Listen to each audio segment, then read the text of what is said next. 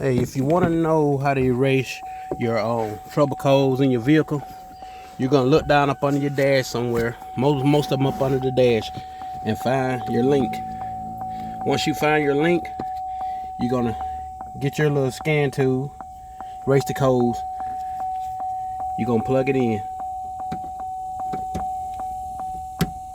Once you plug it in and it starts to light up, turn your key to the accessory position.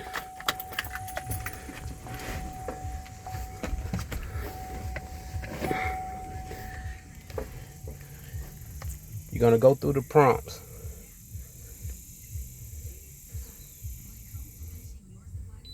It's gonna pull up your vehicle information. Verify misfire. And all you have to do is just hit erase. Erase successful. That's all to it. And immediately cut your car off, then unplug your trouble code scanner.